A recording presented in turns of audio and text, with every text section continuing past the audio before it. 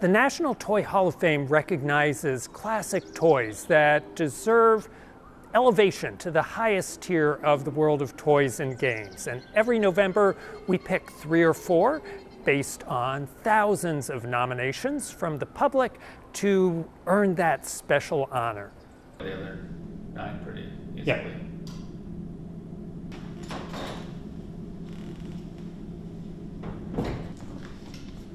Alright, we want to find the other.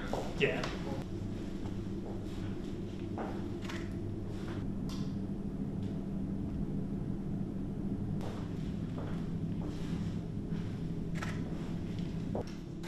It's 10.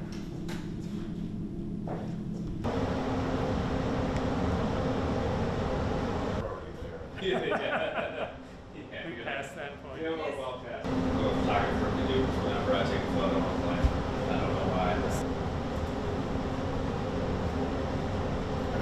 Generic balloon, blown up by yours truly.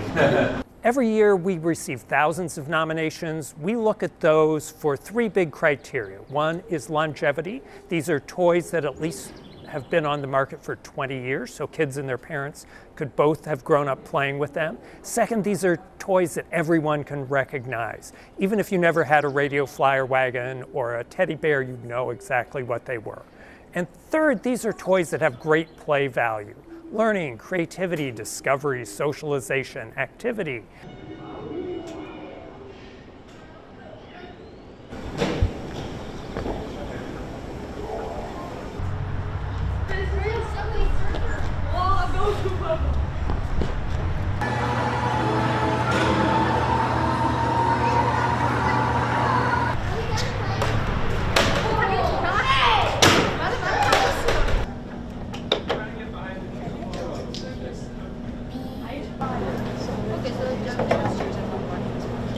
We winnow down all those thousands of nominations into the 12 that we judge best meet those criteria.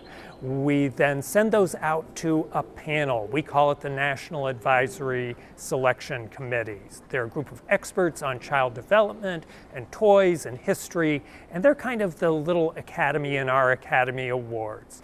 Their finalists that they propose are the ones that then we follow for what actually gets inducted that year.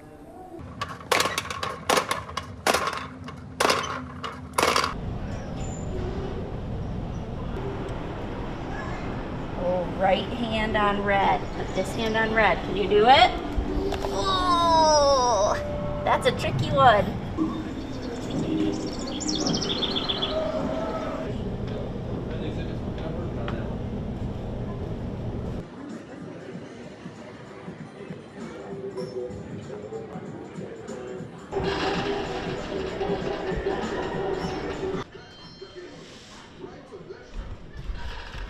So one of the things that the National Toy Hall of Fame tries to prove is that it's not necessarily about the top 10 or the hot 10 toys for the holiday season that are worth adding to a child's collection of toys and games.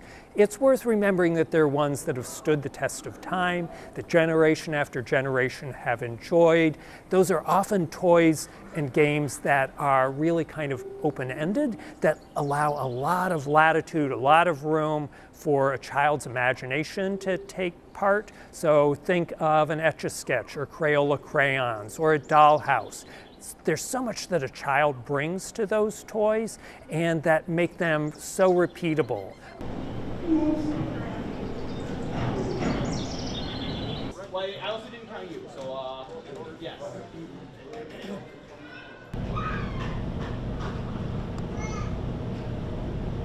Thank you.